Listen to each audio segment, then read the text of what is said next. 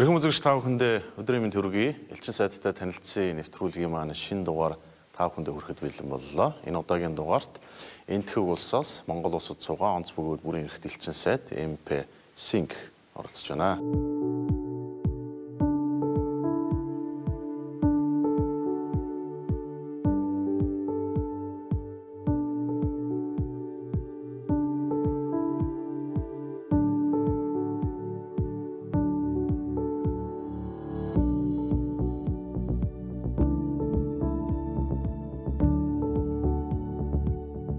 Танд өдрийн мэнд хүргэе. Баярлалаа.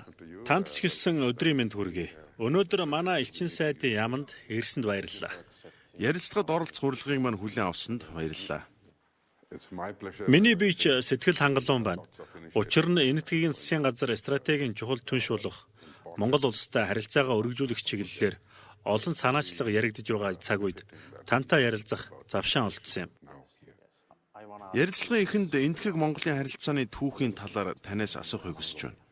Энэтхэгчүүд хизээ анх монголчуудтай харилцсан бэ?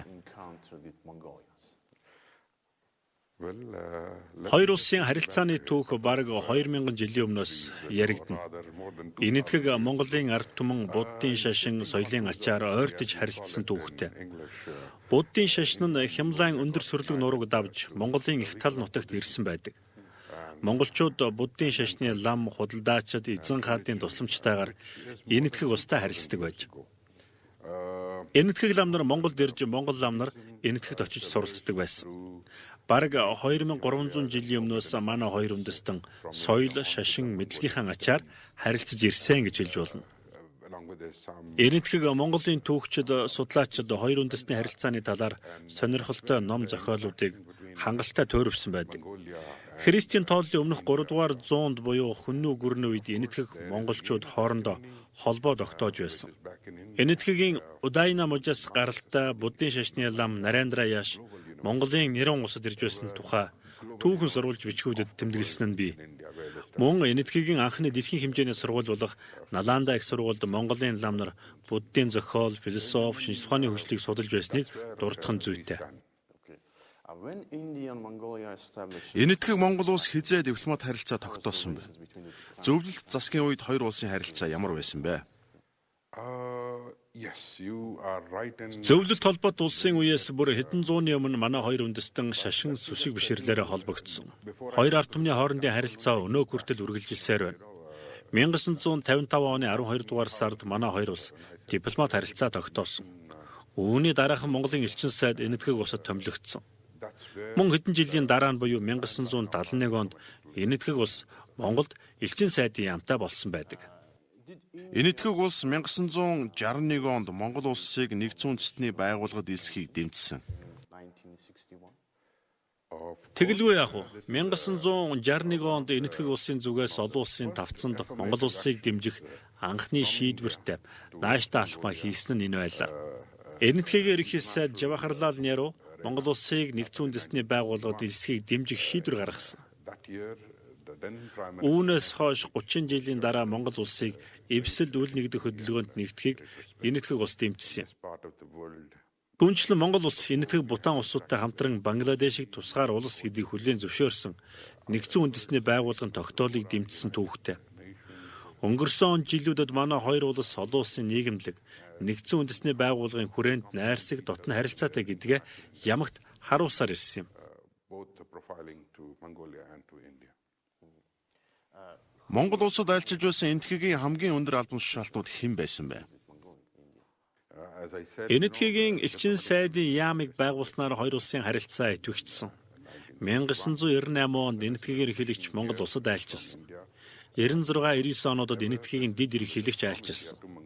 Сүүлийн жилүүдэд гэвэл 2011 онд Энэтхэгийн ерөнхийлөгч Пратиба Патил Монгол улсад айлчилсан. Парламентын дарга засгийн газрын сайд нар ч айлчилж байсан. Би нэг айлчлалыг энд дурдахгүй байх аргагүй. Учир нь 2015 онд Энэтхэгийн ерөнхий сайд Нарендра Моди Монгол улсад төрийн ажил хийсэн нь хоёр улсын харилцааг үнэхээр эрчимжүүлсэн юм. Энэ айлчлал нь ерөнхий сайд Нарендра Модиг нь дорн зүг тарах бодлогын хүрээнд явагдсан. Ерөнхий сайдын айлчлалын үеэр хоёр улс стратегийн хамтын ажиллагаа тогтоосон юм. Түүнээс өмнө Монгол улс Орос, Хятад, Япон зэрэг цөөн тооны улс орнуудтай стратегийн харилцаатай байсан. Америк нэгдсэн улстай стратегийн харилцаа тогтоосон. Манай хоёр улс дипломат харилцаа тогтоосноос хойш өндөр түвшинд харилцаж, миний онцлон хэлсэнчлэн ерөнхий сайд Модигийн аль жилийн дараагаас харилцааны эрчим, урам зориг, хамтын ажиллагаа улам бэхжих эрхлэл тавигдсан. Ерөнхий сайд Модигийн аль жилийн үеэр 22 зүйл бүхий хамтын ажиллагааны баримт бичигт гарын үсэг зурсан юм. Ирээдүйд ч хоёр улсын харилцаа хамтын ажиллагаа улам өргөжинд хэлнэ гэдэгт итгэж байна.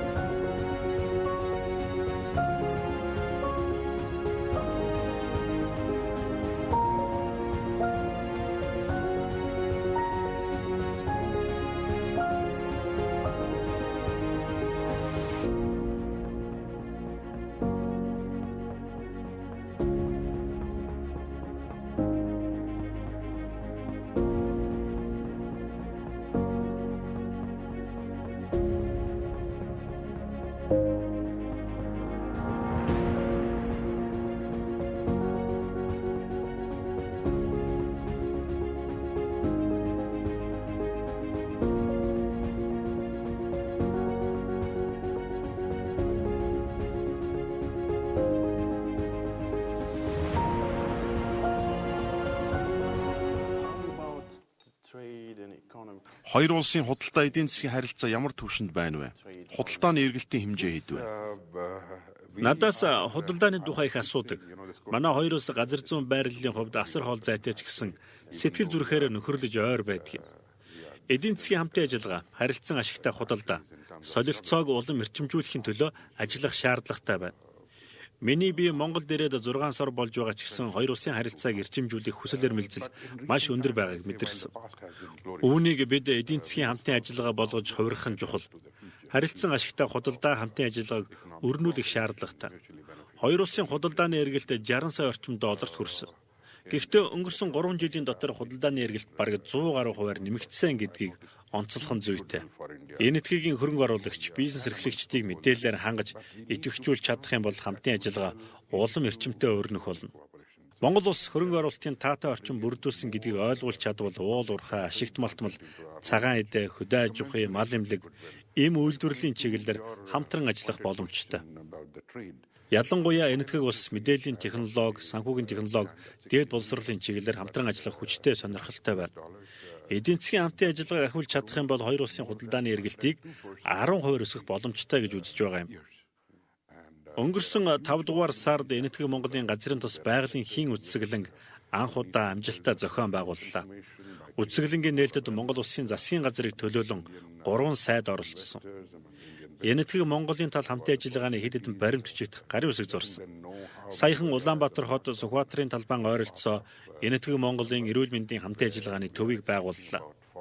Мөн сар гарын өмнөөс интернет эмнэлэг дээр байгуулагдсан телемедицийн төвөөр дамжуулан Энэтхэгийн 850 гаруй эмнэлэгтэй шууд холбогдож дэлхийн түвшний чанартай хямд үйлчилгээ зөвлөгөө авах боломжтой боллоо. Ирэх 11-р сард Мишель Экспо төвд Энэтхэгт үйлдвэрлэв нэртэй үтсгэлэн худалдаа зохион байгуулахаар төлөвлөж байна. Үзэсгэлэнд энэтхэгийн 42 компани оролцож бүтээгдэхүүн үйлчилгээ, мэдлэг туршлагаа монголчуудтай хуваалцах болно.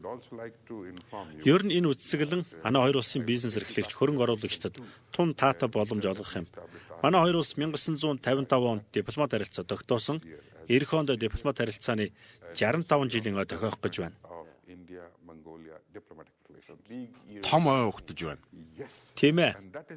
Өнгөрсөн хугацаанд манай хоёр улсын харилцаа хамтын ажиллагаа амжилттай өрнөлөө. Одоо энэ харилцааны эдийн засгийн агуулгыг эрчимжүүлмээр байгаа юм. Магадгүй дараагийн удаа та бид хоёр телевизийн студ эсвэл энд суугаад энэ талаар илүү дэлгэрэнгүй ярих боломж олдох биз. Боловсрол мэдээллийн технологийн салбар дахь хамтын ажиллагааны талаар яриач. Энэтхэг бол мэдээллийн технологийн хөгжлөөр тэргүүлэгч улс орнуудын нэг. Оюутнууд нь ч өндөр ур чадвартай шүү дээ. Тийм ээ. Энэтхэг улс мэдээллийн технологи, санхүүгийн технологи, компьютер програм хангамжийн чиглэлээр тэргүүлж байна. Эдгээр салбарууд бол өхөн төрлөختний ирээдүй шүү дээ. Жишээ нь ирээдүйд худалдааны харилцааг интернет, хиймэл, оюун ухаангүйгээр төсөөлөх аргагүй. Технологийн салбарт хамтын ажиллагаагаа өргөжүүлэх юм бол манай хоёр улсын стратегийн түншлэлийг шин түвшинд гаргаж чадна. Манай элчин сайдын яам Улаанбаатар хотод Атат Бихари Башпан нэрэмжит мэдээллийн технологи харилцаа холбоо аутсорсингийн төв байгуулах ажлыг бараг дуусгалаа. Энэтхэгийн 20 сая долларын хөнгөлтэй зээлийн хүрээнд баригдах юм. Энэ төвийг байгуулснаар заавал энэтхэг рүү оюутнуудаа илгээж зардал мөн гаргалгүйгээр дэлхийн түвшний мэдлэг туршлагаас эх орондоо суралцах боломжтой болно. Түүнээс гадна Ражив Гандигийн нэрэмжит үйлдвэрлэл дурлалын политехник коллежийг мэддэггүй хүн Монголд байхгүй биз. Нэр хүндтэй энэ сургуулийн хичээлийн шинэ жилийн нээлтэд Монгол улсын ерөнхий сайд Ухнагийн хүрэлцэх өөрөө оролцсон. Түүнээс гадна энэтхэгийн олон инженер, техникийн ажилтнууд банк, санхүү, хөрөнгөний биржийн чиглэлээр Монголд ажиллаж байна.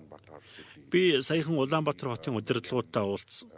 Тэд Монголын эдийн засгийн чадварыг сайжруулахын тулд мэдээллийн технологийн чиглэлээр 10,000 мэрэгчлэн сургаж бэлтгэх шаардлагатай талаар ярьсан юм. Энэтхэгийн техник эдийн засгийн хамтын ажиллагааны хөтөлбөр болон соёлын харилцааны зөвлөлийн тэтгэлгээр тусгай сургалтын хөтөлбөрүүд хэрэгжүүлж энэ чиглэлийн мэрэгжилтнүүдийн чадварыг бэхжүүлэхэд тусалж байна. Элчин сайдын яамны зүгээс энэтхэгийн их сургуулиудад суралцах оюутнуудад виз олгодог. Монгол оюутнууд Symbiosis International их сургууль, Пүний их сургууль, Jamia Millia Islamia их сургууль, Шин Дели их сургуулиудад суралцж байна. Энэтхэгийн их сургуулиудад англи хэлээр дэлхийн түвшний боловсрол эзэмших боломжтой. Зөвхөн мэдээллийн технологи, санхүүгийн технологи, дээд боловсролоос гадна өөр чиглэлээр ч хамтран ажиллах боломжтой. Газрын тос боловсруулах үйлдвэрийн төсөл амжилттай хэрэгжих юм бол боловсролын салбар дахь хамтын ажиллагааг улам өргөжүүлэх болно. Газрын тос боловсруулах үйлдвэр бол маш том төсөл. Үүнийг энэтхэгийн засгийн газрын хөнгөлөлттэй зээлээр санхүүжүүлэх үү?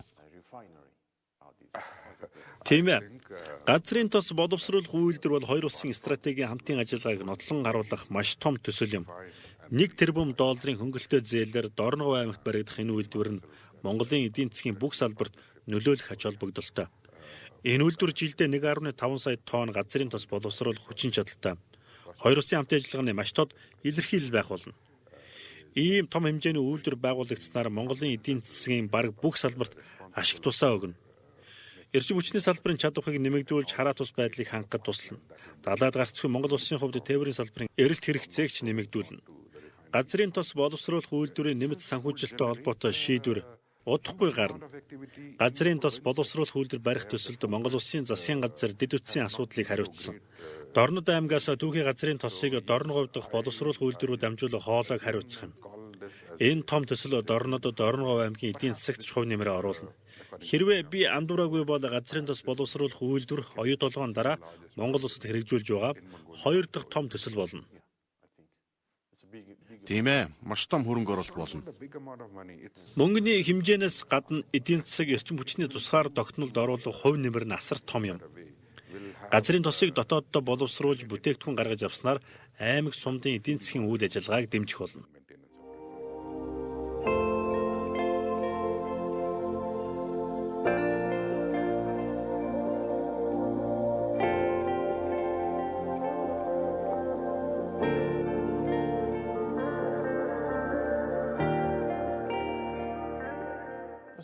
Эрхэм элчин сайд та энэ буланг танилцуулаач. Та Буддагийн булан гэж нэрлсэн байв уу? Би энэтхэгийн дипломат албанд 30 жил ажиллахдаа дэлхийн олон улс орноор аялсан. Би очсон улс орнуудаас Буддагийн баримл цуглуулах дуртай. Та энд Лаос, Вьетнам, Камбож, Тайланд, Япон, Балб улсад уралсан Буддагийн баримлуудыг харж байна. Энэ зургийг Дубайд ажилладаг найз маань надад бэлгэлсэн юм. Энэ бол үнэхээр онцгой. Түүнээс гадна манайд мөргөлийн өрөө бий. Эдгээр баримлууд Буддаг олон янз байрлалтай дүрсэлснийг харж болно. Хэвтээ, бясалгаж байгаа, зогсож байгаагаар дүрсэлсэн. Дахиад хэд хэдэн Будда нэмэхээр төлөвлөж байгаа юм. Баримлыг мод, шаазан, төмөр гэх мэт зүйлээр хийсэн байна. Тийм ээ. Мод, шавар, шаазан, хүрэл Буддагийн баримлч байна. Буддагийн шилэн дурсгал зургийг ч харж байна.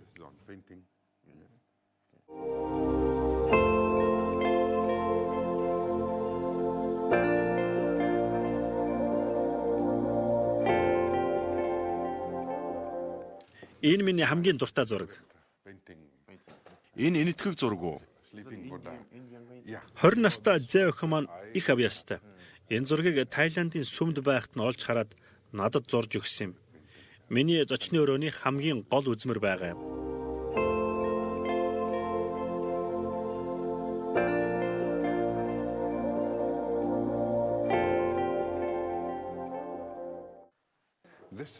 Энэ бол манай мөргөлийн өрөө. Үнэхээр онцгой өрөө шүү. Өрөөнд шашны ном, судар, Далай ламын өгсөн хадаг харагдаж байна. Энэ өрөөнд Коран, Библи, Буддын судрууд бий. Бүгд нэг өрөөнд багтсан байна. Би ганцаараа байж тайвшрах шаардлага гарсан үед энэ өрөөнд орж ирдэг. Дэлхийн бараг бүх том шашныг нэг өрөөнд багтаачихсан юм биш үү? Миний итгэл үнэмшил, философор бол бурхан ганц байдаг. Бид төрсний эцэст өгөх нь үнэн шүү дээ. Их эзэн Чингис хаан маань бүх шашин шүтлэгт хүндэтгэлтэй ханддаг байсан. Тийм ээ. Чингис хаан үнэхээр бүх шашныг нэг дор нэгтгэж чадсан.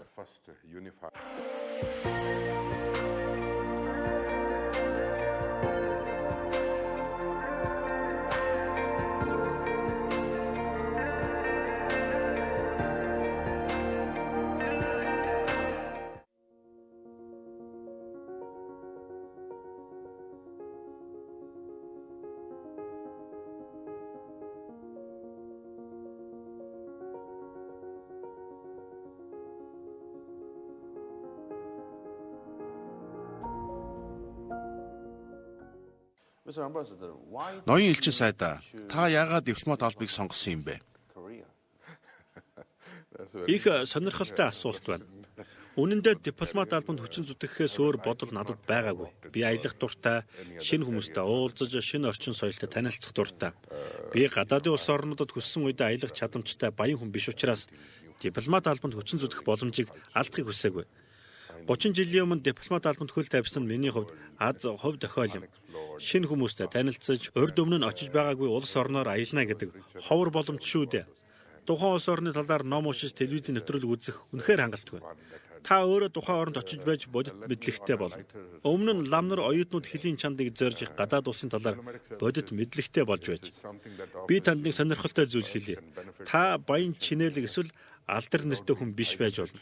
Харин гэхдээ та хэрвээ дипломат албанд хүчин зүтгэвэл баян алдар нэртэй хүмүүсээс дутахгүй олон улс орныг үзэх болно. Та энэтхэгийн дипломат албанд хэр удаан хүчин зүтгэж байна вэ? Бараг амьдралынхаа 30 жилийг ард үджээ. Гадаад улс орнуудаас гадна энэтхэгдээ гадаад харилцааны чиглэлээр ажилласан. Би Вьетнам, Тайланд, Кубад ажиллаж байсан. Куб улсад ажиллаж байсан юм уу? Би Вьетнамаас гадна Испани хэлээр ярьдаг. Дараа нь Арабын нэгдсэн Эмиратын Дубай, Канада, Их Британийн Лондон томилогдсон ажилласан. Би Дээлид энэтхэгийн ерөнхий сайд, гадаад хэргийн сайд нарын протоколыг буюу ёслолыг хариуцаж байсан. Би гадаадын 200 гаруй улсын төрийн тэргүүн ерөнхий сайд, хатад хунтайж гүнт нарыг энэтхэг улсад хүлээн авах ажлыг хариуцаж байлаа. Миний хувьд маш том хувь тохиол юм. Мөн олон улсын 20 гаруй баг хурлыг энэтхэгт зохион байгуулсан. Та үнэхээр зохион байгуулах ур чадвартай юм байна. Тийм ээ. Ёслол хариуцах нь олон улсын том хурал уулзалтыг амжилттай зохион байгуулах, туршлага хоримтлуулах боломж олгодог. Жишээ нь Арабын булангийн улс орнуудын зочдыг хүлээн авах үйлчлэхэд нэлээд сорилттой тулгардаг. Харин барууны улс орнуудад харьцангуй чөлөөтэй найрсаг уур амьсгал бүрдүүлдэг. Гэтэл Япон, Солонгос, Их Британий хатан хааны ёслолын албаны дүрм журм маш хатуу, маш нарийн байдаг. Гадаадын зочдыг хүлээн авах үйлчлэх, баг гурал зохион байгуулах чиглэлээр ариун туршлагатай болсон нь миний аз юм. Та хизээ Монгол томилогдож ирсэн бэ? Монголд ирээд удаагүй 6 сар гаруй болж байна. Би 2 дугаар сарын 16-нд Монголд ирээд 22-нд нь ерөнхийлөгч Баттулгад итгэмжлэгээ өргөн барьсан. Гудалдаа, эдийн засаг, дээд боловсролын чиглэлээр хамтран ажиллах тухай засгийн газрын оноосон үүргийг амжилттай биелүүлж байгаа гэж бодож байна.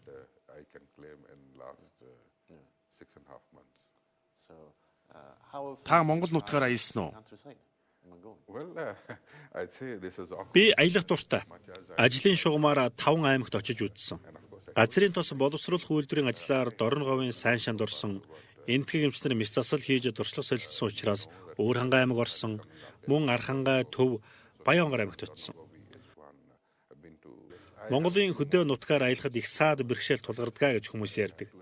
Харин би үүнтэй санал нийлэхгүй. Ер нь Монголын бүх 21 аймагт очиж үзхийг хүсдэг.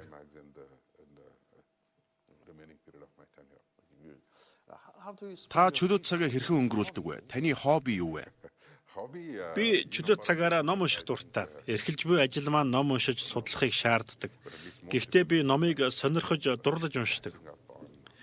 Дэлхийн ертөнцид өрнөж буй үйл явдлуудыг номын тусламжтайгаар олж мэдэж үйл ажиллагаанд ашигладаг. Би саяхан Джек Ватерфордын Монголын хаттын нууц түүх номыг уншиж дуусгалаа. Мөн түүний өнөөгийн ертөнцийг үндэслэгч Чингис хаан номыг уншихаар төлөвлөсөн. Би Лев Толстойн Дайн банк, Олдс Хакслийн эрэлхийг шинэ ертөнц номонд дуртай. Генетикийн өөрчлөлтөд иргэд оюун ухаанд тулгуурсан нийгмийн шатлалын тухай өгүүлдэг маш сонирхолтой ном шүү дээ. Өнөөгийн ертөнцийг харах юм бол яг энэ хоёр ном шиг санагддаг.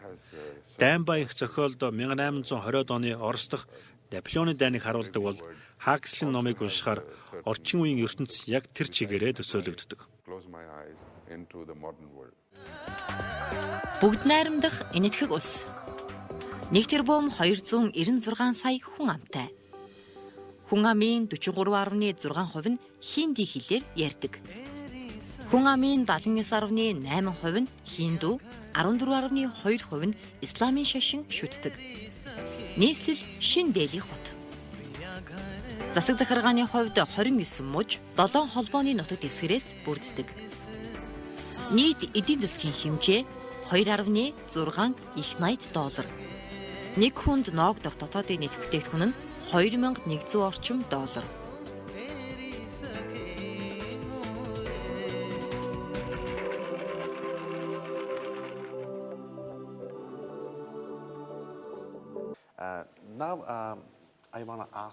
Одоо би танаас энэтхэгийн талаар асууна. Энэ онд ерөнхий сайд Нарендра Модийн нам сонгуульд ялсан. Тэр яаж өөрийн намыг ийм том ялалтад хүргэж чадсан бэ? Үнэмлэхүй ялалт байгуулсан шүү дээ.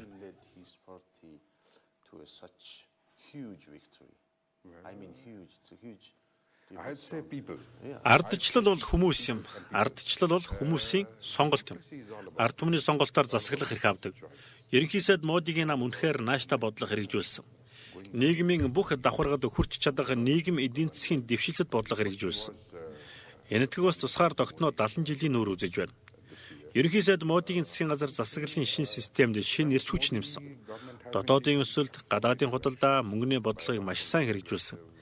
Энэтхэг даяар нэгдмэл татварын тогтолцоог нэвтрүүлсэн нь эдийн засагт асар нөлөөтэй шийдвэр болсон. Ерөнхий сайд Нарендра Моди дэлхийн хамгийн том эрүүл мэндийн системийг бий болгосон юм. Бараг 500 сая гаруй хүн эрүүл мэндийн үйлчилгээнд хамрагдаж байна. Нэг иргэн дунджаар $7100 орчим долларын үйлчилгээ үзүүлэх боломжтой. Өмнө кастуудад хүргэдэг үйлчилгээ харилцан адилгүй байсан бол ерөнхий сайд Модийн нийгмийн бүх давхаргад хурц үйлчлэх хөтөлбөрийг хэрэгжүүлсэн нь энэ оны сонгуулиар иргэдийн саналыг авах боломж олгосон юм. Түүнээс гадна ерөнхий сайд Нарендра Моди энэтхэгийн гадаад бодлогод онцгой анхаарч 50 гаруй улсад айлчлаад байна. Ерөнхий сайд маань гадаадын улс орнуудад амьдарч байгаа энэтхэгийн иргэдтэй маш сайн харилцаа тогтоож тэдэнд итгэл төрүүлсэн юм. Хөлийн чамд дах энэтхэгчүүдийг эх оронтой нь холбоход анхаарч байна. Манай засгийн газар энэтхэгийн эдийн засгийн шин салбаруудад онцгой анхаарч байна. Ерөнхий сайд энэтхэгт үйлдвэрлэцгээ гэдэг урайг санаачилсан. зөвхөн дотоодын үйлдвэрлэлийг дэмжихээс гадна гадаадын шууд хөрөнгө оруулалтыг татах чиглэлээр амжилттай ажилласан. Энэтхэг улс эдийн засгийн хэмжээгээр дэлхийд 5 дугаарт жагсаж байна. Энэтхэгийн эдийн засгийн өсөлтийг дэмжих бодлогыг үргэлжлүүлэхийн тулд ард иргэд өмнөх сонгуулиас ч илүү олон суудлыг ерөнхий сайд Нарендра Модигийн намд өгсөн юм. Энэтхэг улсад цахилгаан эрчим хүчний хангамж маш том асуудал гэж сонссон. Ийм учраас энэтхэг улс малтмал түнш түлхээс илүүтэйгээр цөмийн эрчим хүчинд анхаарлаа хандуулж байна уу? Би таны хэлсэн том асуудал гэдэгтээ санал нийлэхгүй байна. Энэтхэг улс өргөн удам нутаг дэвсгэртэй. 1.3 тэрбум хүний тодорхой хэсэгт нь цахилгаан эрчим хүч тулгымдсан асуудал мөн. Гэхдээ хэрэгцээ нийлүүлэлтээс 7.5% орчмоор давж байгаа. Энэтхэг улс бол дэлхийн 3 дахь том захилгаан үйлдвэрлэгч хэрэглэгч улс гэдгийг хэлэх ёстой. Америк Хятадын дараа жагсдаг. 2018 онд Энэтхэг улс 1.5 тераватт захилгаан үйлдвэрлэсэн. 1 тераватт нь 1 сая мегаватттай тэнцдэг. Цахилгаан эрчим хүчний салбар дахь сорилт бэрхшээлүүдийг шийдвэрлэх болно. Та цөмийн эрчим хүчний талаар асуулаа. Хэдэн жилийн өмнөөс Энэтхэг улс эрчим хүчний уламжлалт их үүсвэрээс гадна сэргээгдэх болон цөмийн эрчим хүчний чиглэлд анхаарах бодлого хэрэгжүүлж эхэлсэн. Одоогийн байдлаар цөмийн эрчим хүч нь Энэтхэгийн цахилгаан эрчим хүчний салбарт нүүрс, байгалийн хий, ус салхины эрчим хүчний дараа 5 дахь том их үүсвэр болжээ. Энэтхэг улсад 7 цөмийн станцад 22 реактор ажиллаж байна. Фукушимагийн ослын дараагаар цөмийн эрчим хүчний салбарын аюулгүй ажиллагааны асуудал яригдж байсан. Гэхдээ л одоогийн байдлаар цөмийн станцын 3 төсөл хэрэгжиж байна. Тамил Наду мужид 7000 мегаваттын цөмийн станц, баруун Бенгалд 6000 мегаваттын станцыг Оростой хамтран барих бол илүү том 9000 мегаваттын станцыг Махараштраа мужид байрна. Мөн цөмийн эрчим хүчнээс гадна нарны эрчим хүчийг ашиглахад анхаарч байна. Энэтхэг нь Монголтой адилхан жил тойрон нартай байдаг. Нарны эрчим хүчийг ашиглах төхөөрөмжийн зардал нь бусад улс орнуудтай харьцуулах юм бол хамгийн хямд. Сэргээгдэх эрчим хүчийг ашигласнаар хүрээлэн буй орчинд ээлтэй их үүсвэрийн хэрэглээ нэмэгдэнэ.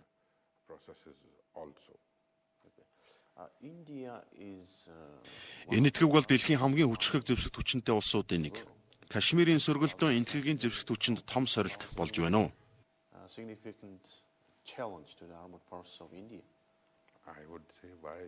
Кашмир үргэлж Энэтхэгийн нутаг дэвсгэрийн салшгүй хэсэг байсаар ирсэн байх ч болно. Манай улс нутаг дэвсгэрийн нэгдвэл байдлыг хамгаална.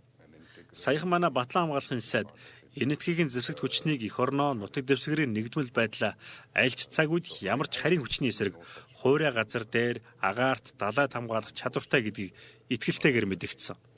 Энэтхэгийн зэвсэгт хүчин эх орноо ямар ч аюул занал хийлээс хамгаалах болно. Миний сүүлчийн асуулт. Энэтхэг улс ямар учраас Шанхай хамтын ажиллагааны байгууллагад илсэн юм бэ? Энэ байгууллагад Орос, Хятад, Энэтхэг багтаж байна.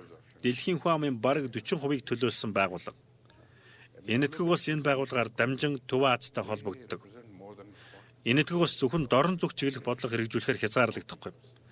Бүс нутгийн улс орнуудтай интеграцид орохыг чухалчилж байгаа юм. Мөн түнчлэн терроризм, экстремизм, хар тамхи, зохион байгуулалттай гэмт хэрэгтээ хамтран тэмцэх боломж олгоно. Энэтхэг Хятад зэрэг том улс орнуудын хувьд хүн амын амжиргааг дээшлүүлж эдийн засгийг өсгөх амин чухал хэрэгцээ бий. Тийм ч учраас ерөнхий сайд Моди Шанхай хамтын ажиллагааны байгууллагын уулзалтуудад идэвхтэй оролцдог. Монгол улсыг ажиглагч статустай гэдгийг ч мэднэ. Тийм ээ. Одоо ч гэсэн ажиглагч статустай. Энэ байгууллагад элс хэсэг нь Монгол улсын бие даан шийдэх асуудал гэдгийг ойлгож байна. Мэдээж Монголын ард түмэнд ашигтай шийдвэр гаргах нь тодорхой шүү дээ. Энэтхэг Монгол улс маш сайн харилцаатай байж ирсэн түүхтэй. Ирээдүйн үргэлж гэрэл гэгээтэй байдаг. Ирээдүйд ч гэсэн хоёр улсын харилцаа улам өргөжин бэхжинэ гэдэгт эргэлзэх зүйлгүй. Энэ харилцаанд миний бие хувь нэмрээ оруулахын төлөө ажиллах болно. Та бүхэнд маш их баярлалаа. Элчин сайдтай танилцсан нэвтрүүлгийн маань шинэ дугаар өндөрлөлөө. Энэ удаагийн дугаарт маань Энэтхэг улсаас Монгол улсад суугаа онц бөгөөд бүрийн эрхт элчин сайд MP Синг оролцлоо. Thank you.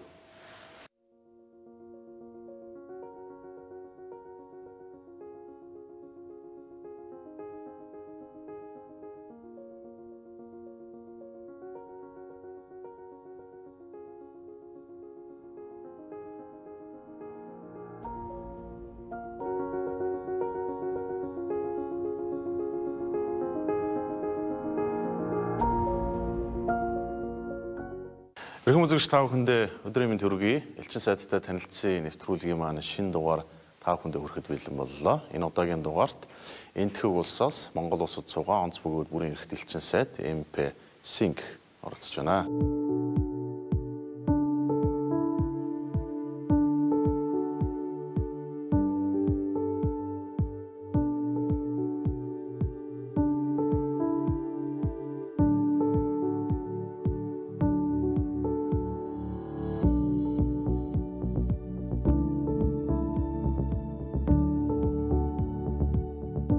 Танд өдрийн мэнд хүргэе. Баярлалаа. Танд ч гэсэн өдрийн мэнд хүргэе. Өнөөдөр манай элчин сайдын яамд ирсэнд баярлалаа. Ярилцлагад оролцох урилгыг маань хүлээн авсанд баярлалаа. Миний бич сэтгэл хангалуун байна. Учир нь энэтхэгийн засгийн газар стратегийн чухал түнш болох Монгол улстай харилцаагаа өргөжүүлэх чиглэлээр олон санаачлага яригдж байгаа цаг үед тантай ярилцах завшаан олдсон юм. Ярилцлагын эхэнд энэтхэг Монголын харилцааны түүхийн талаар танаас асуухыг хүсэж байна. Энэтхэгчүүд хизээ анх монголчуудтай харилцсан бэ? Хоёр улсын харилцааны түүх бараг 2000 жилийн өмнөөс яригдана. Энэтхэг Монголын ард түмэн буддын шашин соёлын ачаар ойртож харилцсан түүхтэй. Буддын шашин нь Хямлайн өндөр сүрлэг нурууг давж Монголын их тал нутагт ирсэн байдаг. Монголчууд буддын шашны лам худалдаачид эзэн хаадын тусламжтайгаар энэтхэг улстай харилцдаг байж. Энэтхэг лам нар Монголд ирж Монгол лам нар энэтхэгт очиж суралцдаг байсан. Бараг 2300 жилийн өмнөөс манай хоёр үндэстэн соёл, шашин, мэдлэгийнхаа ачаар харилцаж ирсэн гэж хэлж болно. Энэтхэг Монголын түүхчид, судлаачид хоёр үндэстний харилцааны талаар сонирхолтой ном зохиолуудыг хангалттай туурвсан байдаг. Христийн тооллын өмнөх 3 дугаар зуунд буюу Хүннүү гүрний үед энэтхэг монголчууд хоорондоо холбоо тогтоож байсан.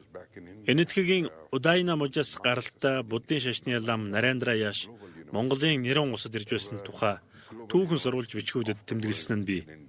Мөн энэтхэгийн анхны дэлхийн хэмжээний сургууль болох Наланда их сургуульд Монголын лам нар буддын зохиол, философи, шинжлэх ухааны хөгжлийг судалж байсныг дурдах нь зүйтэй. Энэтхэг Монгол улс хизээ дипломат харилцаа тогтоосон бэ? Зөвлөлт засгийн үед хоёр улсын харилцаа ямар байсан бэ?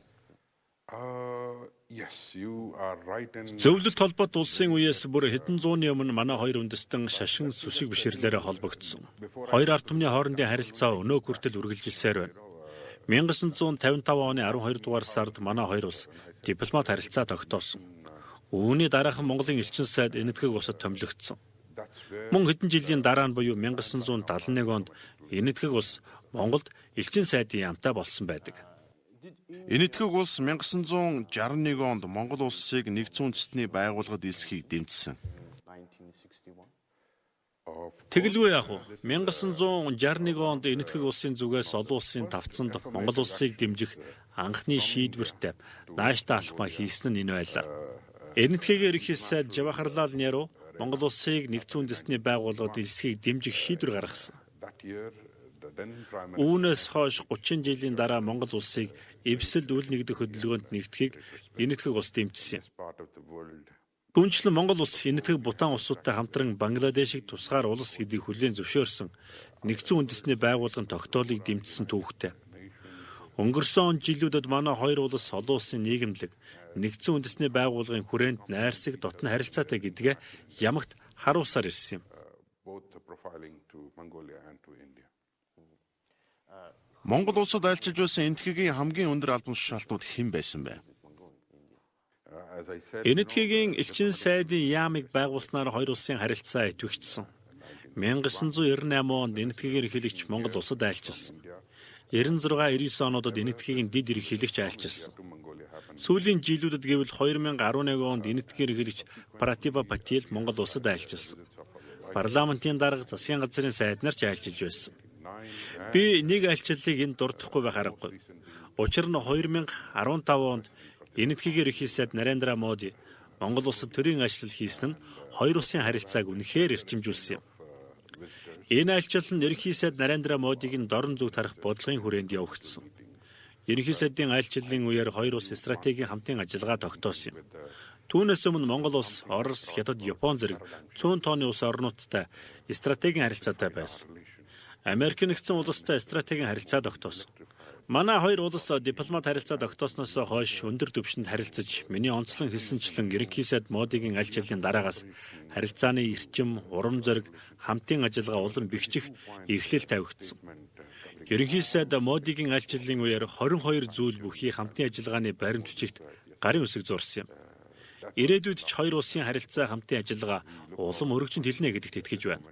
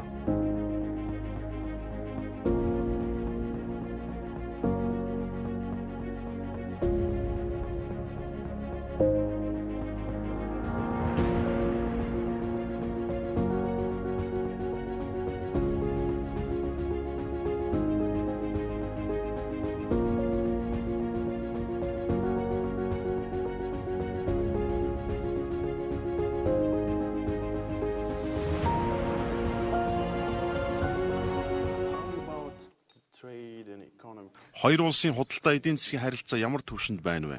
Худалдааны эргэлтийн хэмжээ хэд вэ? Надаас худалдааны тухай их асуудаг. Манай хоёр улс газар зүйн байрлалын хувьд асар хоол зайтай ч гэсэн сэтгэл зүрэхээр нөхөрлөж ойр байдаг юм. Эдийн засгийн хамтын ажиллагаа, харилцан ашигтай худалдаа, солилцоог улам эрчимжүүлэхийн төлөө ажиллах шаардлагатай байна. Миний бие Монгол дээрээ 6 сар болж байгаа ч гэсэн хоёр улсын харилцааг эрчимжүүлэх хүсэл эрмэлзэл маш өндөр байгааг мэдэрсэн. Үүнийг бид эдийн засгийн хамтын ажиллагаа болгож хувирах нь чухал. Харилцан ашигтай худалдаа хамтын ажиллагааг өрнүүлэх шаардлагатай. Хоёр улсын худалдааны эргэлт 60 сая орчим долларт хүрсэн. Гэхдээ өнгөрсөн 3 жилийн дотор худалдааны эргэлт бараг 100 гаруй хувиар нэмэгдсэн гэдгийг онцлох нь зүйтэй. Энэ этгээгийн хөрөнгө оруулагч, бизнес эрхлэгчдийг мэдээлэлээр хангаж идэвхжүүлж чадах юм бол хамтын ажиллагаа улам эрчимтэй өрнөх болно. Монгол улс хөрөнгө оруулалтын таатай орчин бүрдүүлсэн гэдгийг ойлгуулж чадвал уул уурхай, ашигт малтмал, цагаан эдэ, хөдөө аж ахуй, мал эмнэлэг, эм үйлдвэрлэлийн чиглэлээр хамтран ажиллах боломжтой. Ялангуяа энэтхэг улс мэдээллийн технологи, санхүүгийн технологи, дээд боловсролын чиглэлээр хамтран ажиллах хүчтэй сонирхолтой байна. Эдийн засгийн хамтын ажиллагааг ахиулж чадах юм бол хоёр улсын худалдааны эргэлтийг 10% өсгөх боломжтой гэж үзэж байгаа юм. Өнгөрсөн 5 дугаар сард энэтхэг Монголын газрын тус байгалийн хийн үтсгэлэн анх удаа амжилттай зохион байгууллаа. Үтсгэлэнгийн нээлтэд Монгол улсын засгийн газрыг төлөөлөн 3 сайд оролцсон. Энэтхэг Монголын тал хамтын ажиллагааны хэд хэдэн баримт бичигт гарын үсэг зурсан. Саяхан Улаанбаатар хот Сүхбаатарын талбайн ойролцоо Энэтхэг Монголын эрүүл мэндийн хамтын ажиллагааны төвийг байгууллаа. Мөн сар гарын өмнөөс интернет эмнэлэг дээр байгуулагдсан тел медицийн төвөөр дамжуулан Энэтхэгийн 850 гаруй эмнэлэгтэй шууд холбогдож дэлхийн түвшний чанартай хямд үйлчилгээ зөвлөгөө авах боломжтой боллоо. Ирэх 11-р сард Мишель Экспо төвд Энэтхэгт үйлдвэрлэв нэртэй үтсгэлэн худалдаа зохион байгуулахаар төлөвлөж байна. Үдсгэлэнд энэтхэгийн 42 компани оролцож бүтээгдэхүүн үйлчилгээ, мэдлэг туршлагаа монголчуудтай хуваалцах болно. Ер нь энэ үдсгэлэн манай хоёр улсын бизнес эрхлэгч хөрөнгө оруулагчдад тун таатай боломж олгох юм. Манай хоёр улс 1955 онд дипломат харилцаа тогтоосон. Эх онд дипломат харилцааны 65 жилийн ой тохиох гэж байна. Том ой угтаж байна. Тийм ээ. Өнгөрсөн хугацаанд манай хоёр улсын харилцаа хамтын ажиллагаа амжилттай өрнөлөө. Одоо энэ харилцааны эдийн засгийн агуулгыг хэрчимжүүлмээр байгаа юм. Магадгүй дараагийн удаа та бид хоёр телевизийн студ эсвэл энд суугаад энэ талаар илүү дэлгэрэнгүй ярих боломж олдох биз. Боловсрол мэдээллийн технологийн салбар дахь хамтын ажиллагааны талаар яриач. Энэтхэг бол мэдээллийн технологийн хөгжлөөр тэргүүлэгч улс орнуудын нэг. Оюутнууд нь ч өндөр ур чадвартай шүү дээ. Тийм ээ. Энэтхэг улс мэдээллийн технологи, санхүүгийн технологи, компьютер програм хангамжийн чиглэлээр тэргүүлж байна. Эдгээр салбарууд бол өхөн төрлөختний ирээдүй шүү дээ. Жишээ нь ирээдүйд худалдааны харилцааг интернет, хиймэл, оюун ухаангүйгээр төсөөлөх аргагүй. Технологийн салбарт хамтын ажиллагаагаа өргөжүүлэх юм бол манай хоёр улсын стратегийн түншлэлийг шин түвшинд гаргаж чадна. Манай элчин сайдын яам Улаанбаатар хотод Атат Бихари Башбаа нэрэмжит мэдээллийн технологи харилцаа холбоо аутсорсингийн төв байгуулах ажлыг бараг дуусгалаа. Энэтхэгийн 20 сая долларын хөнгөлтэй зээлийн хүрээнд баригдах юм.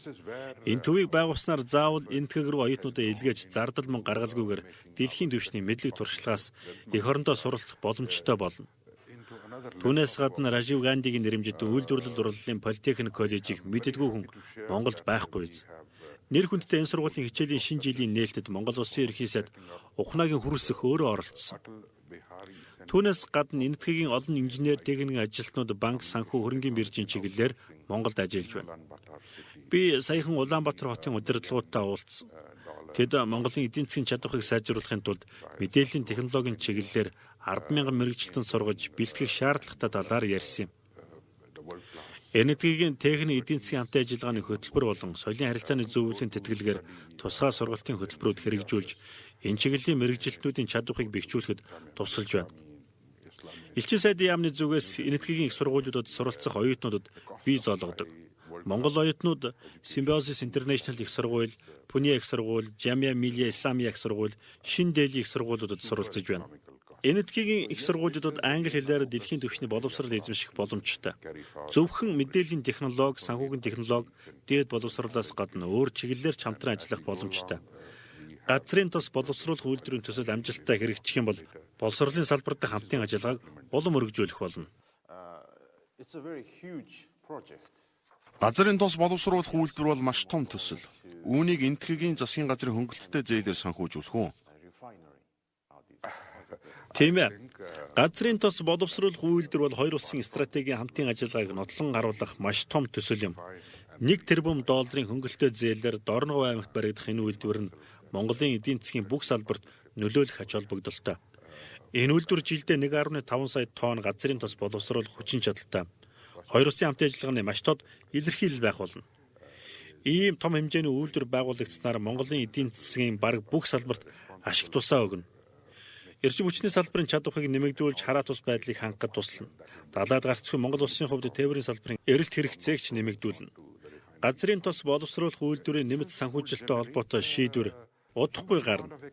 Газрын тос боловсруулах үйлдвэр барих төсөлд Монгол улсын засгийн газар дэд үтсийн асуудлыг хариуцсан. Дорнод аймгаас түүхий газрын тосыг Дорногов дахь боловсруулах үйлдвэрүүд амжуулах хоолойг хариуцах юм. Энэ том төсөл Дорногов аймгийн эдийн засагт хувь нэмрээ оруулна. Хэрвээ би андуураагүй бол газрын тос боловсруулах үйлдвэр оюут толгойн дараа Монгол улсад хэрэгжүүлж байгаа 2 дахь том төсөл болно. Тийм ээ, маш том хөрөнгө оруулалт болно. Мөнгөний хэмжээнээс гадна эдийн засаг эрчим хүчний тусгаар тогтнолд оруулах хувь нэмэр нь асар том юм. Газрын тосыг дотооддоо боловсруулж бүтээгдэхүүн гаргаж авснаар аймаг сумдын эдийн засгийн үйл ажиллагааг дэмжих болно.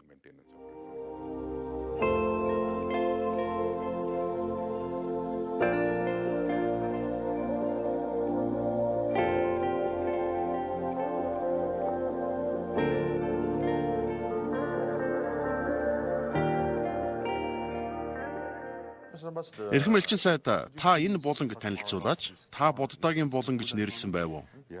Би энэтхэгийн дипломат албанд 30 жил ажиллахдаа дэлхийн олон улс орноор аялсан.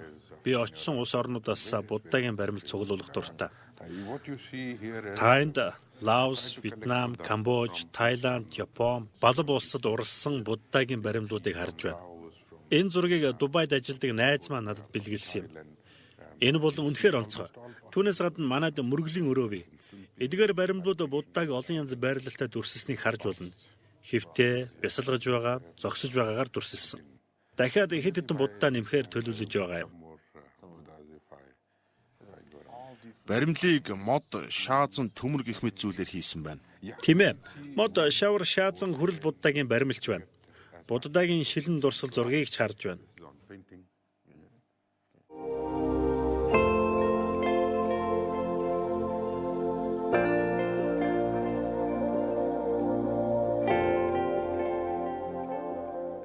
Энэ миний хамгийн дуртай зураг. Энэ энэтхэг зураг уу? 20 настай зэ охин маань их авьяастай.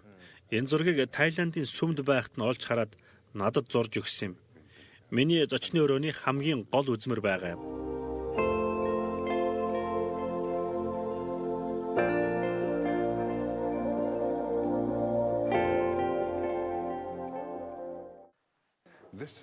Энэ бол манай мөргөлийн өрөө.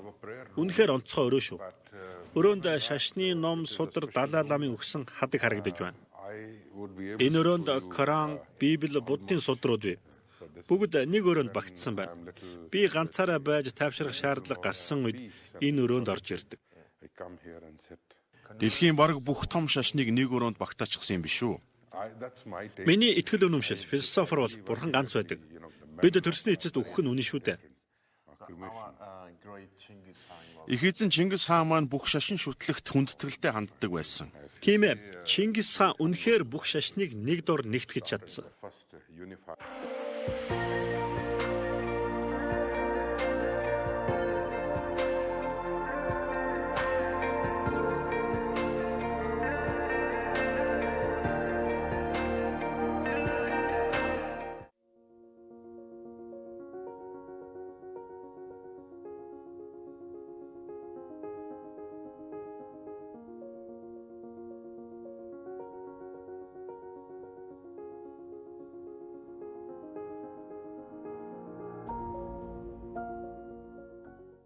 Ноён элчин сайдаа та яагаад дипломат албыг сонгосон юм бэ?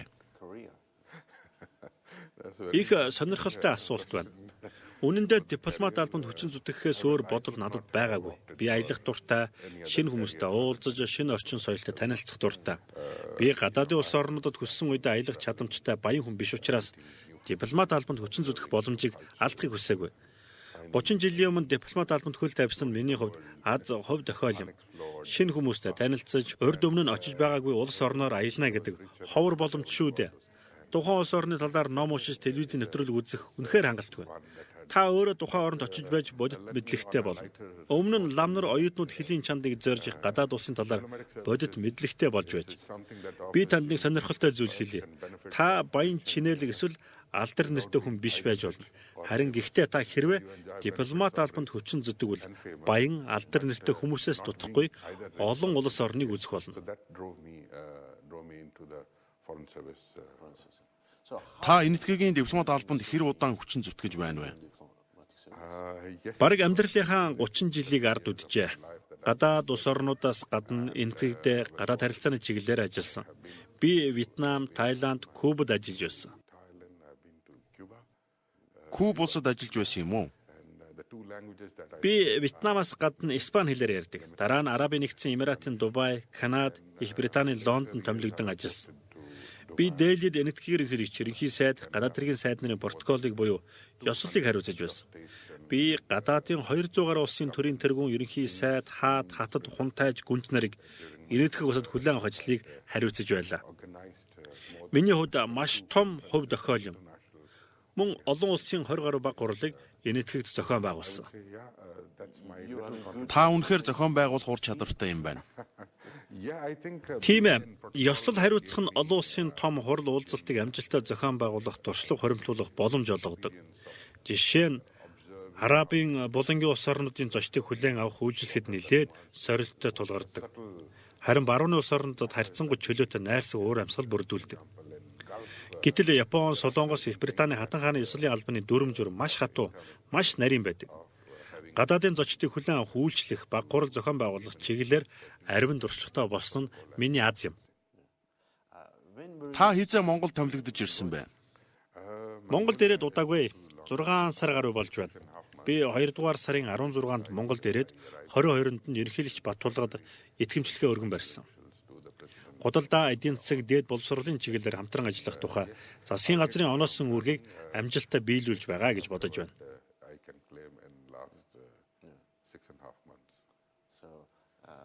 Та Монгол нутгаар аялсан уу? Би аялах дуртай. Ажлын шугамаар 5 аймагт очиж үзсэн. Газрын тос боловсруулах үйлдвэрийн ажлаар Дорн говийн сайн шанд орсон, энэтхэг эмчнэр мэс засал хийж дуршлаг солилцсон учраас Өөр хангай аймаг орсон, мөн Архангай, Төв, Баянгар аймагт очсон. Монголын хөдөө нутгаар аялахад их саад бэрхшээл тулгардаг гэж хүмүүс ярьдаг. Харин би үүнтэй санал нийлэхгүй. Ер нь Монголын бүх 21 аймагт очиж үзхийг хүсдэг.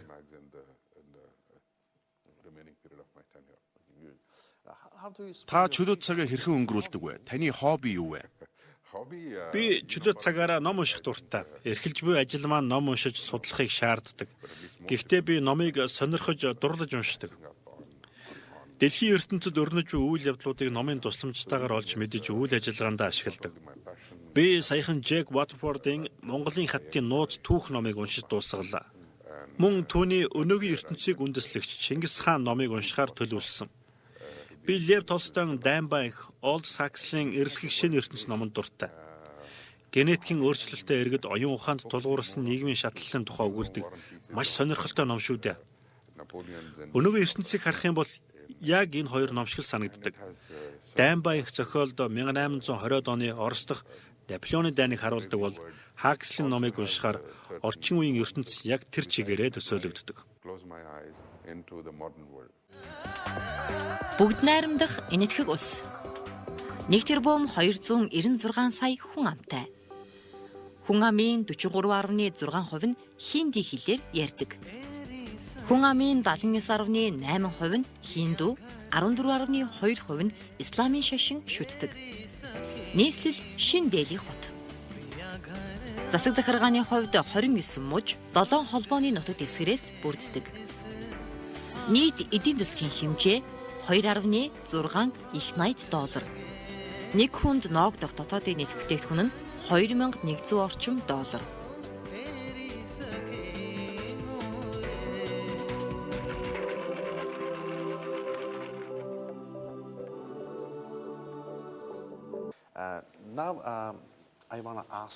Одоо би танаас энэтхэгийн талаар асууна. Энэ онд ерөнхий сайд Нарендра Модийн нам сонгуульд ялсан.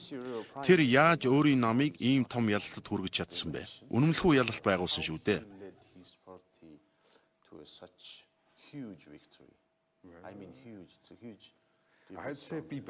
Ардчлал бол хүмүүс юм. Ардчлал бол хүмүүсийн сонголт юм. Ард түмний сонголтоор засаглах эрх авдаг. Ерөнхий сайд Модигийн нам үнэхээр нааштай бодлого хэрэгжүүлсэн. Нийгмийн бүх давхаргад хүрч чадах нийгэм эдийн засгийн дэвшилтэд бодлого хэрэгжүүлсэн. Энэтхэг бас тусгаар тогтноо 70 жилийн нүүр үзэж байна.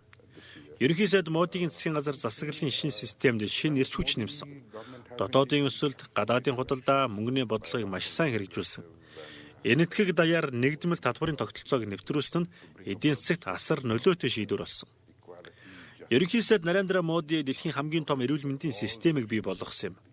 Бараг 500 сая гаруй хүн эрүүл мэндийн үйлчилгээнд хамрагдаж байна. Нэг иргэн дунджаар $7100 орчим үйлчилгээ үзүүлэх боломжтой. Өмнө кастуудад хүргэдэг үйлчилгээ харилцан адилгүй байсан бол ерөнхий сайд Модийн нийгмийн бүх давхаргад хүрч үйлчлэх хөтөлбөрийг хэрэгжүүлсэн нь энэ оны сонгуулиар иргэдийн саналыг авах боломж олгосон юм. Түүнээс гадна ерөнхий сайд Нарендра Моди энэтхэгийн гадаад бодлогод онцгой анхаарч 50 гаруй улсад айлчлаад байна. Ерөнхий сайд маань гадаадын улс орнуудад амьдарч байгаа энэтхэгийн иргэдтэй маш сайн харилцаа тогтоож тэдэнд итгэл төрүүлсэн юм. Хөлийн чамд дахь энэтхэгчүүдийг эх оронтой нь холбоход анхаарч байна. Манай засгийн газар энэтхэгийн эдийн засгийн шин салбаруудад онцгой анхаарч байна. Ерөнхий сайд энэтхэгт үйлдвэрлэцгээ гэдэг урайг санаачилсан. Зөвхөн дотоодын үйлдвэрлэлийг дэмжихээс гадна гадаадын шууд хөрөнгө оруулалтыг татах чиглэлээр амжилттай ажилласан. Энэтхэг улс эдийн засгийн хэмжээгээр дэлхийд 5 дугаарт жагсаж байна. Энэтхэгийн эдийн засгийн өсөлтийг дэмжих бодлогыг үргэлжлүүлэхийн тулд ард иргэд өмнөх сонгуулиас ч илүү олон суудлыг ерөнхий сайд Нарендра Модигийн намд өгсөн юм. Энэтхэг улсад цахилгаан эрчим хүчний хангамж маш том асуудал гэж сонссон. Ийм учраас энэтхэг улс малтмал түнш түлхээс илүүтэйгээр цөмийн эрчим хүчинд анхаарлаа хандуулж байна уу? Би таны хэлсэн том асуудал гэдэгтээ санал нийлэхгүй байна. Энэтхэг улс өргөн удам нутаг дэвсгэртэй. 1.3 тэрбум хүний тодорхой хэсэгт нь цахилгаан эрчим хүч тулгымцсан асуудал мөн. Гэхдээ хэрэгцээ нийлүүлэлтээс 7.5% орчмоор давж байгаа. Энэтхэг улс бол дэлхийн 3 дахь том захилгаан үйлдвэрлэгч хэрэглэгч улс гэдгийг хэлэх ёстой. Америк Хятадын дараа жагсдаг. 2018 онд энэтхэг улс 1.5 тераватт цахилгаан үйлдвэрлэсэн. 1 тераватт нь 1 сая мегаватттай тэнцдэг. Цахилгаан эрчим хүчний салбар дахь сорилт бэрхшээлүүдийг шийдвэрлэх болно. Та цөмийн эрчим хүчний талаар асуулаа. Хэдэн жилийн өмнөөс энэтхэг улс эрчим хүчний уламжлалт их үүсвэрээс гадна сэргээгдэх болон цөмийн эрчим хүчний чиглэлд анхаарах бодлого хэрэгжүүлж эхэлсэн. Одоогийн байдлаар цөмийн эрчим хүч нь энэтхэгийн цахилгаан эрчим хүчний салбарт нүүрс, байгалийн хий, ус салхины эрчим хүчний дараа 5 дахь том их үүсвэр болжээ. Энэтхэг улсад 7 цөмийн станцад 22 реактор ажиллаж байна. Фукушимагийн ослын дараагаар цөмийн эрчим хүчний салбарын аюулгүй ажиллагааны асуудал яригдж байсан. Гэхдээ л одоогийн байдлаар цөмийн станцын 3 төсөл хэрэгжиж байна. Тамил Наду мужид 7000 мегаваттын цөмийн станц, Баруун Бенгалд 6000 мегаваттын станцыг Оростой хамтран барих бол илүү том 9000 мегаваттын станцыг Махараштра мужид байрна. Мөн цөмийн эрчим хүчнээс гадна нарны эрчим хүчийг ашиглахад анхаарч байна. Энэтхэг нь Монголтой адилхан жил тойрон нартай байдаг. Нарны эрчим хүчийг ашиглах төхөөрөмжийн зардал нь бусад улс орнуудтай харьцуулах юм бол хамгийн хямд. Сэргээгдэх эрчим хүчийг ашигласнаар хүрээлэн буй орчинд ээлтэй их үүсвэрийн хэрэглээ нэмэгдэнэ.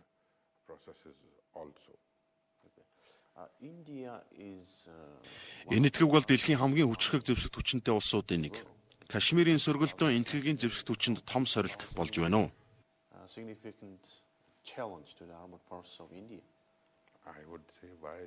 Кашмир үргэлж энэтхэгийн нутаг дэвсгэрийн салшгүй хэсэг байсаар ирсэн, байх ч болно.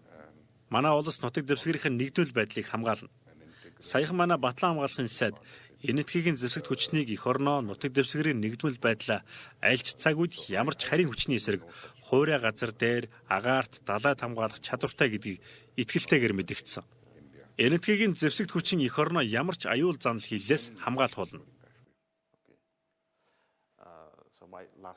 Миний сүүлчийн асуулт. Энэтхэг улс ямар учраас Шанхай хамтын ажиллагааны байгууллагад илсэн юм бэ?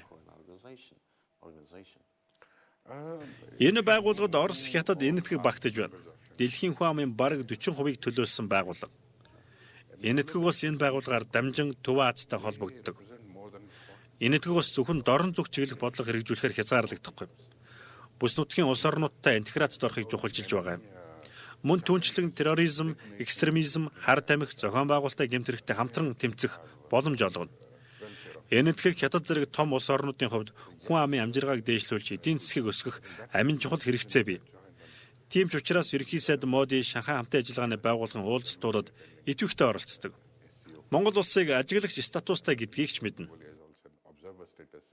Тийм ээ. Одоо ч гэсэн ажиглагч статустай. Энэ байгууллагад элс хэсэг нь Монгол улсын бие даан шийдэх асуудал гэдгийг ойлгож байна. Мэдээж Монголын ард түмэнд ашигтай шийдвэр гаргах нь тодорхой шүү дээ. Энэтхэг Монгол улс маш сайн харилцаатай байж ирсэн түүхтэй. Ирээдүйн үргэлж гэрэл гэгээтэй байдаг. Ирээдүйд ч гэсэн хоёр улсын харилцаа улам өргөжин бэхжинэ гэдэгт эргэлзэх зүйлгүй. Энэ харилцаанд миний бие хувь нэмрээ оруулахын төлөө ажиллах болно. Та бүхэнд маш их баярлалаа. Элчин сайдтай танилцсан нэвтрүүлгийн маань шинэ дугаар өндөрлөлөө. Энэ удаагийн дугаарт маань энэтхэг улсаас Монгол улсад суугаа онц бөгөөд бүрэн эрхт элчин сайд МП Синг оролцлоо. Thank you.